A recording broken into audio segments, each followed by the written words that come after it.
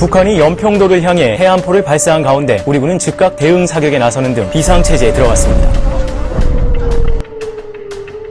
말 그대로 참담했습니다. 제발 살아만 있어라. 살아만 있어라. 당하고만 있을 순 없다. 무조건 쏴야 된다라는 그런 일념이 우리가 아니면 그 어떤 누구도 연평도의 안전을 책임질 수 없다라는 전제가 될지 모르지만 반드시 도달합니다.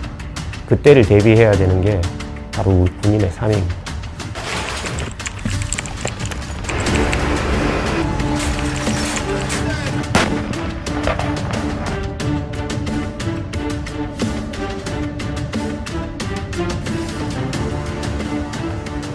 저는 2010년 11월 23일 연평도 포격전 당시에 연평부대 포7 중대장으로 근무했던 김정수 중령입니다. 그 연평도 포격전 당시의 전투 상황 좀 자세하게 한번 설명해 주시겠어요? 네.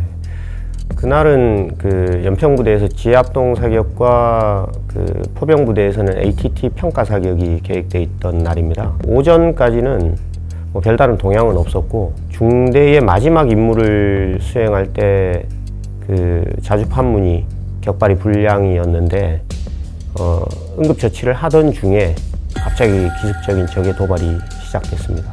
화재 진압과 또 통신망 복구, 포반 피해사항 여부를 확인하면서 대응사격을 준비하다가 13분 만에 대응사격을 실시를 했었습니다.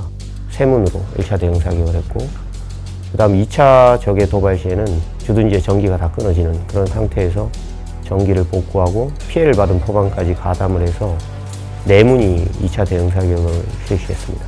1시간 30여 분가량 포격이 오가면서 전투가 진행됐었던 그런 상황이었고 그렇게 대략 한 달간을 또 적의 어떤 도발이 있을지 모르기 때문에 포상에서 차가운 겨울을 보냈던 기억이 납니다. 민가의 피해 같은 것들 현장에서 이제 직접 보셨을 때 어떤? 말 그대로 참담했습니다. 네. 특히나 마을에 가장 번화했던 그 연평도 시장 일대에 시커먼 화염으로 휩싸여서 건물이 다 주저앉은 상태였고 그 많은 주민들이 일단 연평도를 떠나나가야만 하는 그 상황과 170여 채의 집들이 이 피해를 받은 걸로 기억을 합니다. 네, 정말 참담한 심정이었습니다. 자주포 세문에 불이 났잖아요. 네. 그때 당시 화염에 휩싸인 자주포를 봤을 때 어떤 네. 생각이 드셨어요? 이 방음벽 사이로 자주포 훈련하던 자주포가 보였습니다. 근데 그 포가 둘포였는데 이 둘포가 시커먼 연기에 휩싸이고 그 사이로 불기둥이 솟아오르는 모습이 보이는 겁니다. 우선 가장 먼저 든 생각은 제발 살아만 있어라. 네.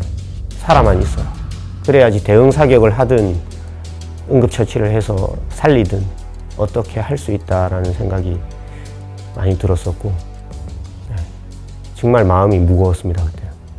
자주포 두문으로 북한군의 대응 사격을 가해야 하는 그 상황에서 긴급 정비를 마친 둘포가 극적으로 가담했는데 당시 상황은 어땠는지 그리고 어떤 생각이 드셨는지 말씀 부탁드립니다. 모든 포반의 이상 유무가 파악되지 않은 상태에서 자주포 6문에 사격 명령을 하달을 했습니다. 역시나 2문만 사격 준비급 보고가 된 상태였고 연평부대 본부로 부대장님께 보고를 드리고 나서 잠깐 대기해라고 하는 찰나에 그 잠깐 기다리는 찰나에 둘포가 사격 준비급 보고를 해왔습니다. 그때는 정말 그 죽었던 전우가 살아 돌아온 것 같은 그런 기분이었습니다. 둘포가 살아있다. 그래 한번 해보자. 다른 중대원들도 모두 용기 백배해서 자신의 임무를 찾아 임무를 수행하기 시작했습니다.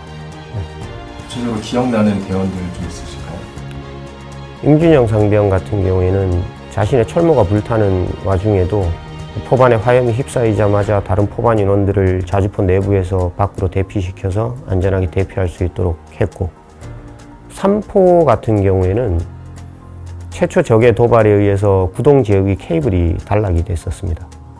근데 그럼에도 불구하고 포반장이 반자동 사격 임무를 수행해야 된다는 것을 인지를 하고 포반을 지휘했었던 기억이 나고 또 그 포반은 실제로 자주포 바로 인근 4m 정도 인근의 포탄이 낙탄이 됐었습니다. 그러니까 말 그대로 귀가 들리지 않고 앞을 볼 수 없는 그런 상태였습니다.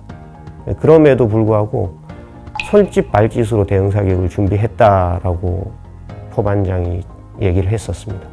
서로 포반장이 먼저 살아야지 대응 사격을 할 것 아니냐, 그러면서 포반장을 안전한 자주포 내부로 거의 집어 던지다시피 해서 대피를 시켰고, 포반장도 했던 얘기가 당하고만 있을 순 없다, 무조건 쏴야 된다라는 그런 일념이 명확히 있었다고 얘기했었습니다.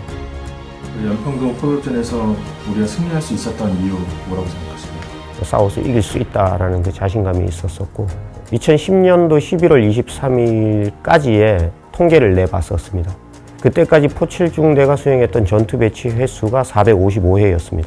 거의 하루에 한 번 이상을 전투 배치 훈련을 해왔던 것이었고, 화염과 이 폭음 소리 때문에 귀가 들리지 않고 눈앞이 제대로 보이지 않는 상태에서 그렇게 임무를 수행할 수 있었던 겁니다. 그 반복된 교육 훈련이 임무 수행을 하는데 분명히 큰 도움을 줬다라고 생각할 수 있습니다. 마지막으로 우리 해병대 장병뿐 아니라 우리 국군 장병들에게 좀 당부하고 싶은 말씀이 있다면 뭐가 있을까요?